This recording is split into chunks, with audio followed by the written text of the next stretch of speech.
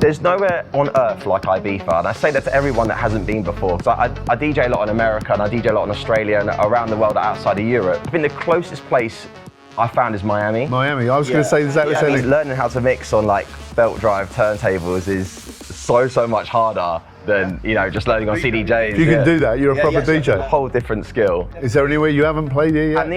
Amnesia, that's my favourite club. Yeah, it's your favourite club you've not played. Hands down. Well, listen, Amnesia, if you're listening, Joel wants a gig.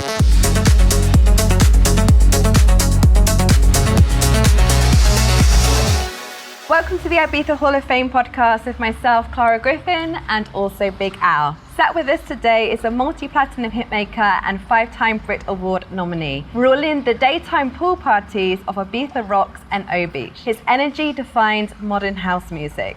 We welcome into the Ibiza Hall of Fame Next Gen, Corry. Hi, Joe. Hey guys. How are you, mate? Yeah, thank you for having me. You're welcome. You're our first Next Gen. Oh, I'm honoured. You're the first of the younger ones, because we've been doing our legends so far. Yeah. And now you're the first of the new breed. Oh, that's awesome. Thanks again for having me. It's great to meet you guys and to be here in Ibiza. It's good vibes. Oh, we all love this island, don't we?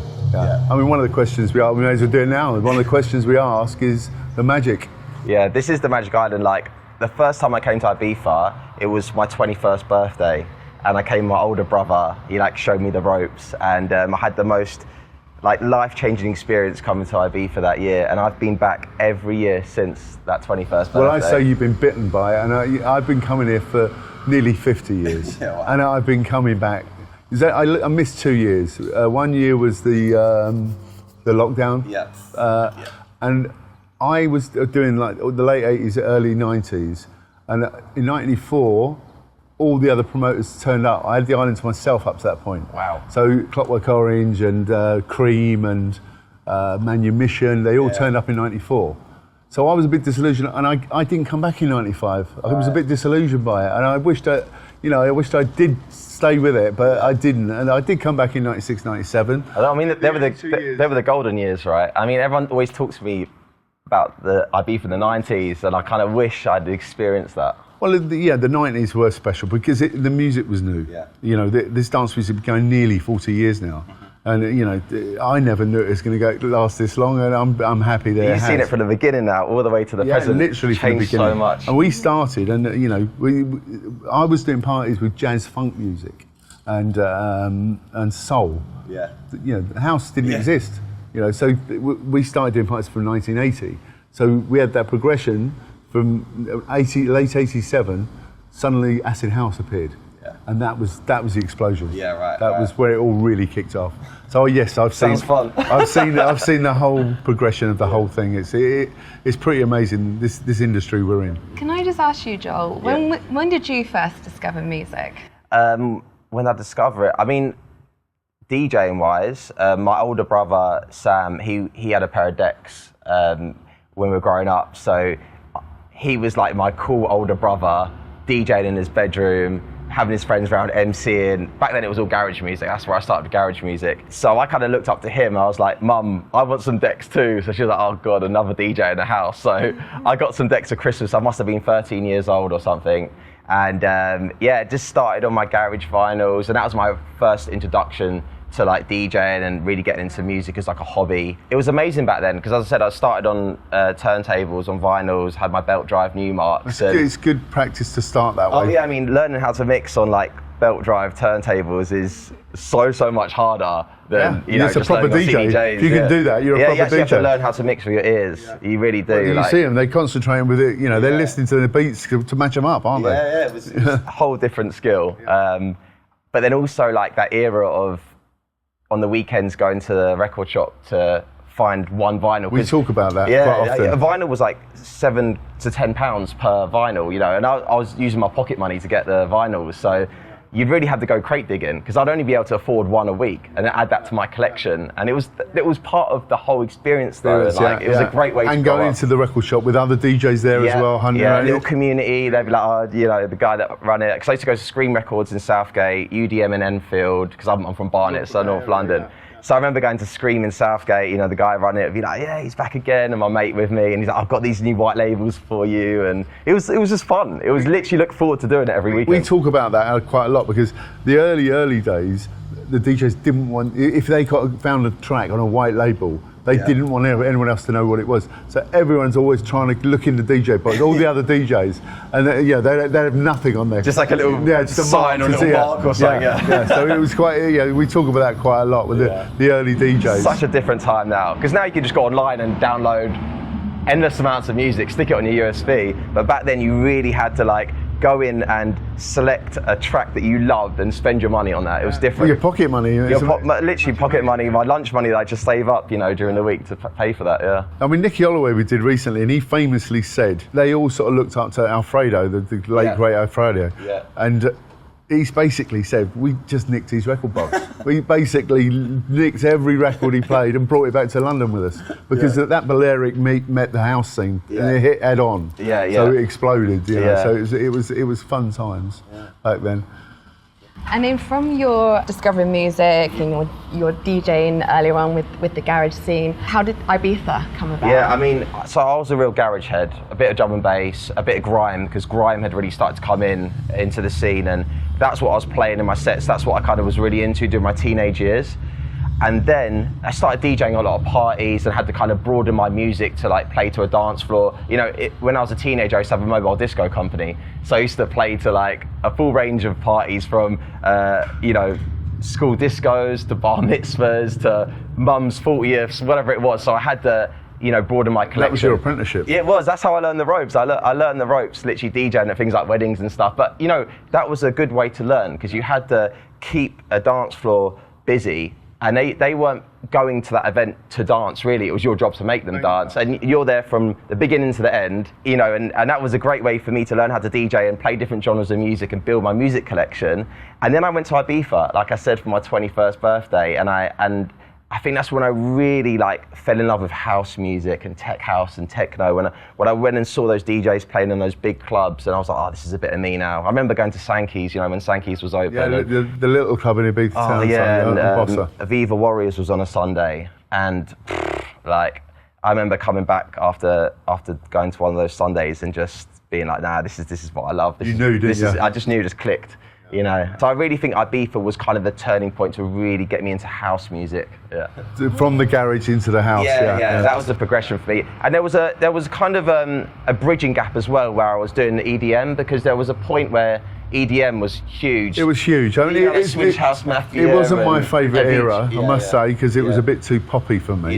But it's still dance music. It's still dance music, and you know, it brought a different flavour to the island. You know, Guetta and Calvin Harris and all them kind of guys came on the island, and it wasn't just house anymore. It was something else going on as well. You're right. It was a commercial crossover, and that's when I was probably around 18, 19. So I was very like impressionable at that point, and you know, I was playing it in my sets as well. So I was DJing a lot of commercial nightclubs, a lot of like more commercial events. So I was playing the more sort of EDM sounds, and I was producing a bit of that as well. But then, as I said, when I came to the Ibiza and I kind of you know, went to the more underground events, it really clicked for me then, yeah. It's really got a vibe, hasn't it? You sort of, once you get into the vibe what's going on, it is pretty incredible over there. Yeah. There is nowhere like here, is there? No, there's nowhere on earth like Ibiza, and I say that to everyone that hasn't been before, because I DJ a lot in America, and I DJ a lot in Australia, and around the world outside of Europe. A lot of people I meet probably haven't come because it's too far to come, and I'm like, you've just got to do the trip. Like, there's nothing like it. I think the closest place I found is Miami. I was going to say exactly the same thing. That's the closest. I've done parties in Miami in the music conference week. And Miami is as near as you possibly could get, but it's only for a short period. But space in Miami is amazing. That is one of my favourite clubs in the world, and that reminds me of like Amnesia. I think space in Miami is the most like Ibiza club I've been to. Yeah, because those parties go on for days. And also you got the sun, you're on the beach, and it's got similarities, hasn't it? Yeah. And it has got that sort of, it's got a beautiful infrastructure there, hasn't it? With a nice looking hotels and. Oh yeah. So Miami is this close second. Yes, yeah, agreed. And when did you start producing music? So I went to college after GCSE, so 16, 17. And I did a course in music production, and we just learnt on like a cracked version of Logic. And that was my first sort of dabble in production. And then I got Fruity Loops, and I was just doing it as a hobby at home. But I really locked in on the music production more in my late 20s, because I was DJing a lot. Like, DJing is in my heart. Do you know what I mean? That was always my number one thing. So had my residencies around London, and in the summers I was playing in like Zante and Magaluf, and not Ibiza yet, but more like those sort of like, you know, Greek islands and Ayia Napa and stuff. And I was doing all my residencies, playing loads of gigs, and I was thinking, how can I take this to the next level? Yeah, and I was like, I need my music to work. Like, I need to have a hit, basically, and that's what I need to lock in on. So that's when I was like, right, really focus on the music production and make that the most important thing in my life, to get these records produced and learn how the music industry works as well. And eventually it paid off, and I had my first hit in 2019 with Sorry, but I was 30 then.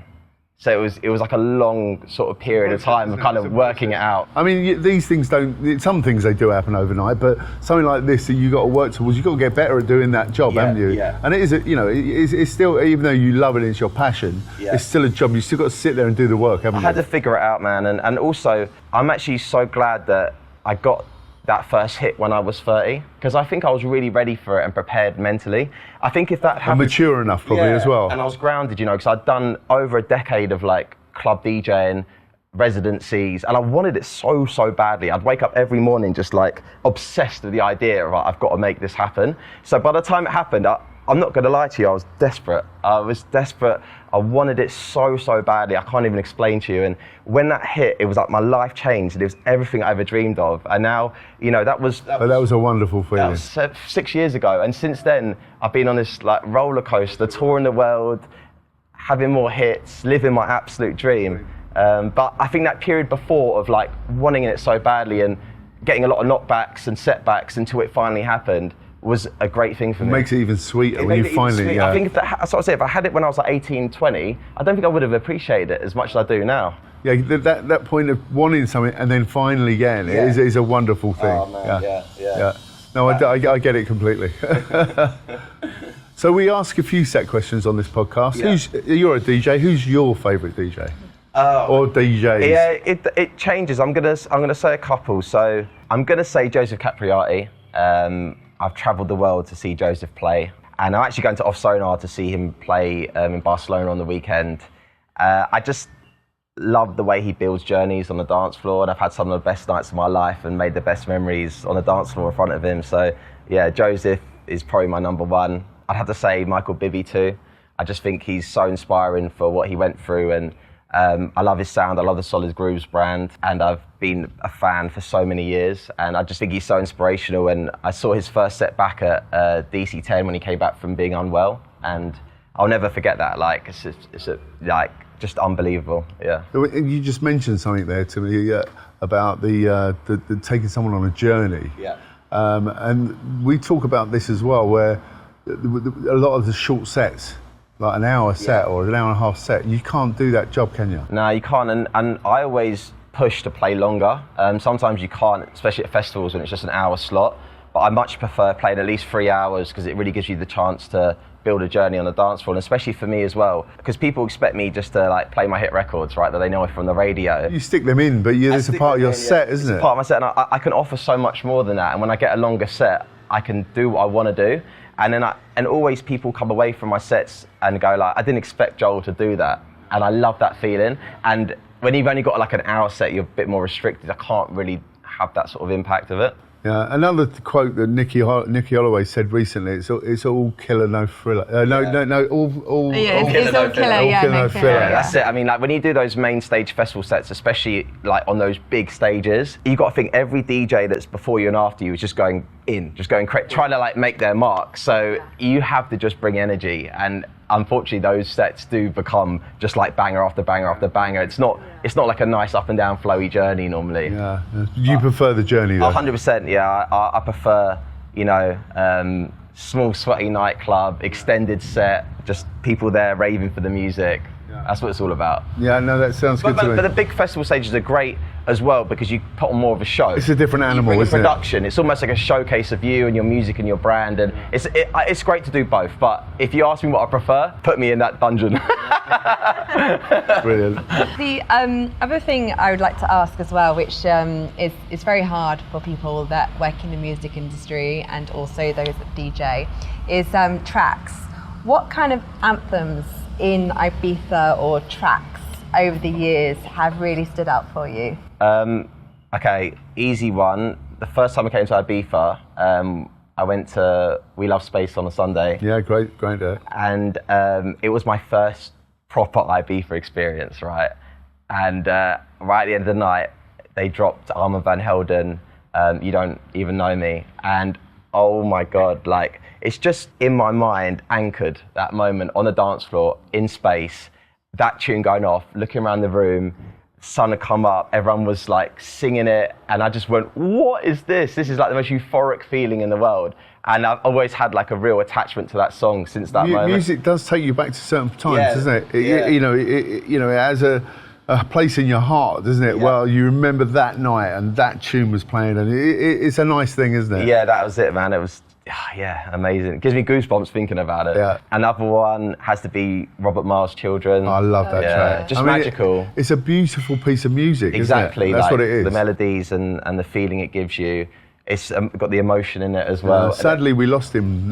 He lived on the island, and we lost him not so long ago. Mm-hmm. But what a beautiful piece of music. Oh, it is, you're so right. It's just a beautiful piece of music. And for me, when I hear that, I just think of Ibiza. Yeah, that is very, very Ibiza, Because you can play that in a club and you can do it at sunset. I've actually made a mashup of it for my sets that I like to close my sets with.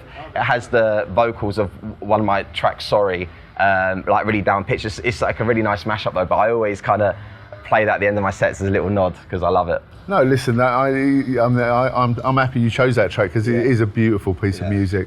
Yeah, and it is the music in it, isn't it? It's just so, it's just, you know, it takes you on a journey, that piece of music. I think there's a bit of history with that track as well, because I think Robert Miles created that track to help basically slow people down during the end of the night. Really? Because one of his friends had a road accident in Italy.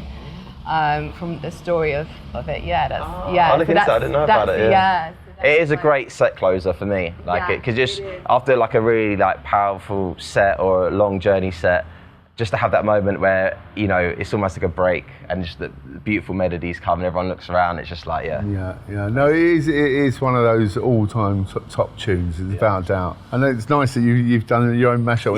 Homage to it. And you got any more? I would say Nine Toes Finder, the Carl Cox remix of it. I remember going to see Carl Cox at Space Again for Revolution on a Tuesday. He played it, it's his remix of it, and they did the thing where they put the white sheet over the crowd at the end of the night. Again, it was my first Ibiza experience, and I was with my older brother, and this bed sheet was kind of going over the crowd with that song playing, and it's such a very Ibiza record as well. So yeah, I'd say Finder's up there too. He's a genius, isn't he, Carl Cox? Oh yeah. And when I saw him at Space, like, I was blown away. I remember just looking up to him like King Carl and just being like, I'm coming back here next year. I've said on this podcast, and I brought him back over here in the very, 1990, I think. They have the DJ Awards every year, but he's really number one, isn't he? You know, he's been number one pretty much all his career, hasn't he? Yeah, 100%. I mean, he's one of them guys that even if he wasn't famous, he'd still be doing what he's doing. Yeah, legend, absolute legend. And then other than the music, what other memorable moments have you had here on this island? I've actually got so many amazing memories, but I reckon one of my best memories was I have a record with David Guetta called Bed, with Ray and David Guetta, and just after that song came out, and it was a big hit for us, David invited me over, and we had dinner at his titanium villa, and it was incredible. Like, this villa, I mean, it's called the Titanium Villa, right? You can imagine how big it is. Because he earned so much money from that record. He earned so much money from that record, he probably bought the villa on it. But I remember just coming over, and obviously, like, it was like quite early in my journey still, and I was like, I'm going to Ibiza, going for dinner with David Guetta at his Titanium Villa. So I was just like, this is like, you know, my dream come true right now. This is amazing. And we had a beautiful dinner at his villa. and I then played with him at Ushuaia, and I remember playing Bed and him taking over from me, and we had a like moment in the booth together where like we were playing the record, the crowd were going crazy. That whole sort of like day and night was just He's amazing. very good. He's very good there with the newer DJs. He brings people on board with him, doesn't he? And he does collaborations and he does all that. He's doing a good job of that, isn't he? Yeah, he's honestly such a lovely person, and you're right. Like he's one of those people that never forgets. I mean, he always gives me the call up to play with him at Ushuaia every year, and just an absolute legend, an icon.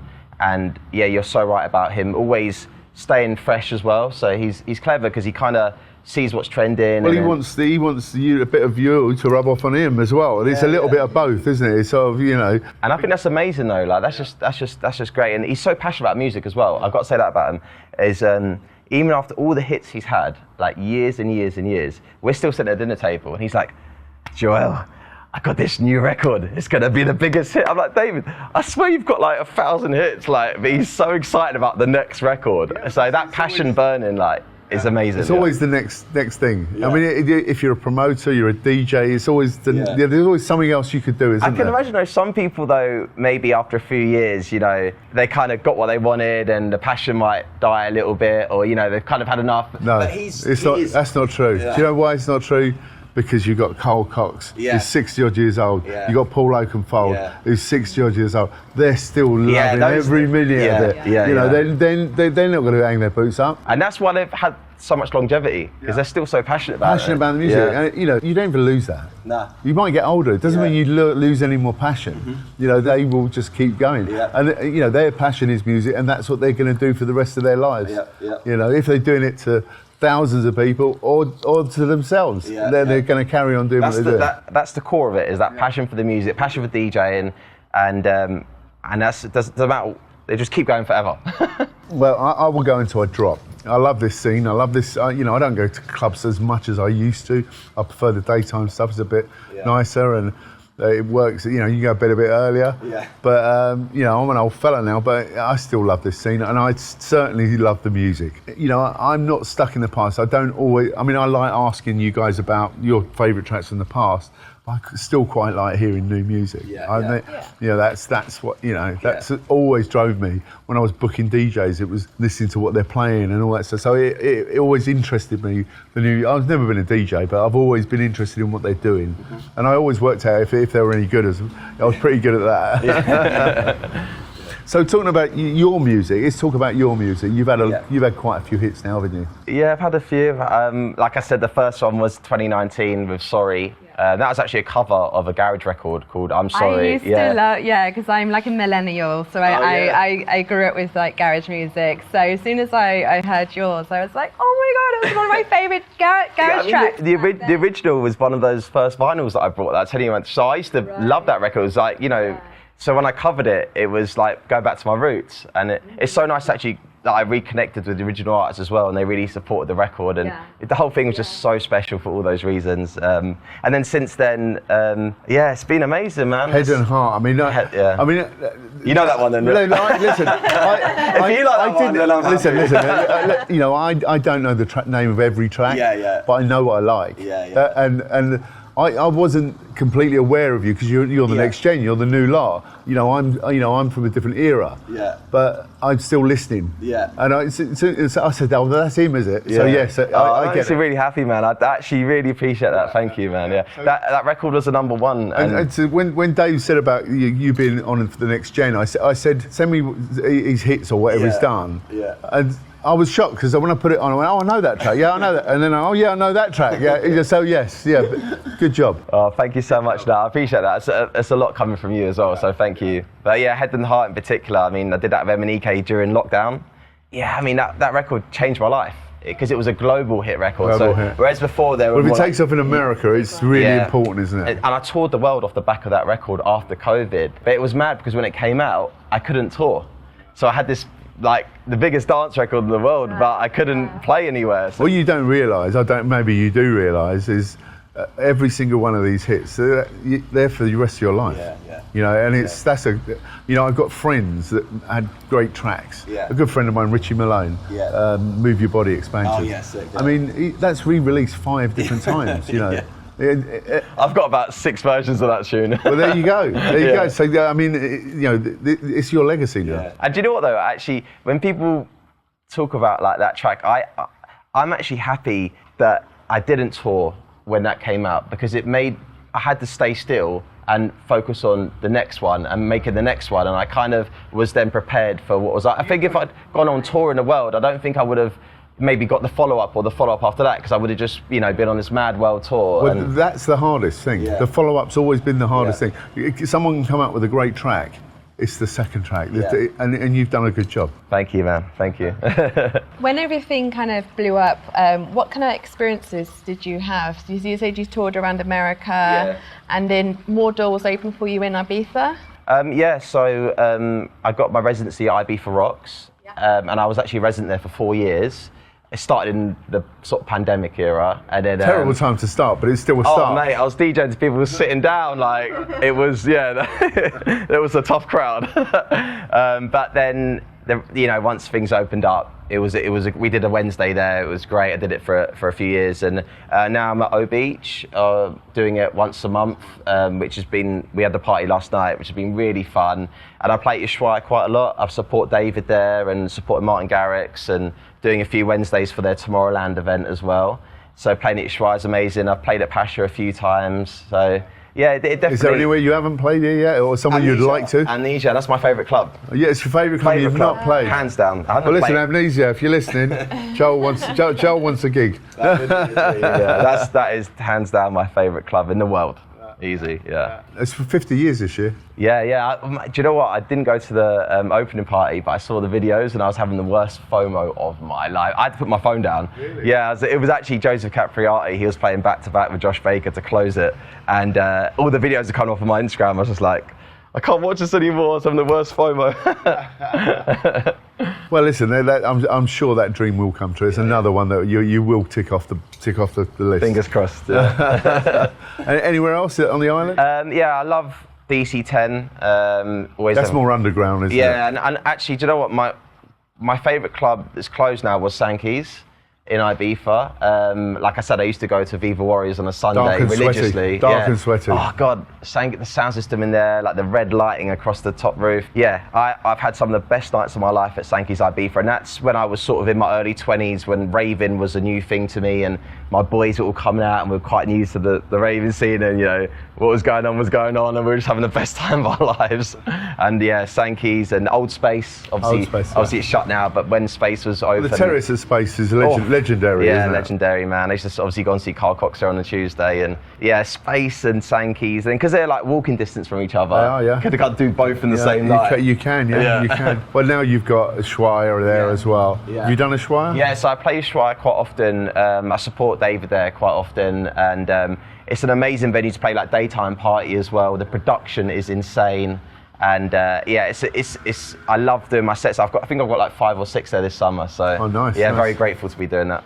Yeah. What about Destino? You've done Destino? I haven't done it, but I've been on a few nights out there. Again, good daytime vibe. I went to Music On there with Marco Corolla, and yeah, like that's I always take a few weeks in the summer where I just go raving for the week. Get on the dance floor. We have a whole itinerary. Destino's always on there on a Thursday. Bring the boys out. That's nice because you're still enjoying the scene, aren't you? I'm a raver. You're not just full on work. You're actually still enjoying them. I think it's so important, and I say this to everyone. Like, as a DJ, you need to get on the dance floor. You need to put that time aside to go raving, to see what other DJs are doing. It keeps that passion burning. You've got to listen, haven't you? You've got to listen, and you've got to see what they're doing, and it's inspiring. You've got to go to the venues, check them out. And that's what it's all about, man. You can't lose that. So I always block out little weeks here and there. I'm like, right, that's rave week. But in some ways, it's work as well, because you're experiencing what you're trying to give to the people, aren't you? That's what I tell the boys. It's a business trip. Yeah. It's a business. Well, it sort of I'm here on business, everyone. It sort of is. Yeah. Because it makes you all rounded at the end of the day. Because if you're literally just turning up and doing gigs everywhere. Yeah. And I've gone through that before where I've packed my schedule. I said yes to everything. And especially when I first come out of COVID, and, I just said yes to everything. And I toured so hard. I mean, I don't know how many gigs I did in that first year, like 2022, 2023.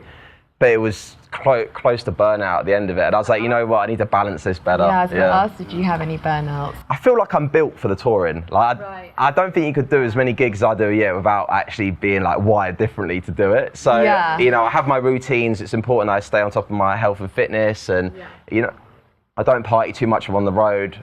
Pretty minimal actually, and I'm kind of like quite strict and militant to get through the touring because it's so heavy. The travel is insane. Like you don't want to let the people down either, do you? That's the most important thing is when you turn up at a venue, you need to be 100%. You can't be like 50%. I need to perform my best, and I'm quite militant about that. But I have learned that there needs to be a balance. I can't do that much every year. I will burn out. And this is a great island for the downtime as well, isn't it? Because there's so much other things going on. 100%. You know, it's sort of lots of different flavours. You get lots of different perspectives, and you know, we know that this is a dance scene, but it's got lots of branches, hasn't it? Yeah. It isn't just one direction. There's lots of different direction it goes in. Like living in Ibiza during the summers when I have the mad touring is the best base. Yeah. Because you're right. Like you're obviously in the sunshine and it's very relaxed feeling, different to being in London. You can kind of like really just centre yourself here, and there's so much more to do on the island that's not partying. Like you said, like you go hiking around here. The hiking, the beaches. The beaches, yeah. Have you got a favourite beach? Ooh, I'd say, do you know what?